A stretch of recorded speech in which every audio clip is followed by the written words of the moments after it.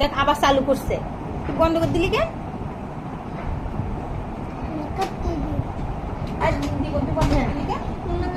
আমার লাগবে না ভালো হয়েছে ভাই, ভেরি গুড অ্যাকচুয়ালি। আমাদের পার্সেন্টেজ থেকে লাইক দিলাম। তুই বন্ধ করে দিলি কেন?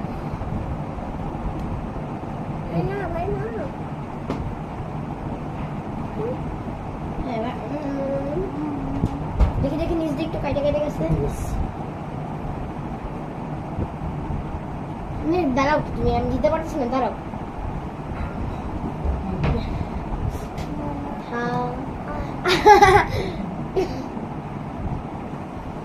না না খুলো না, খুলো না ভাই, এটা করো না।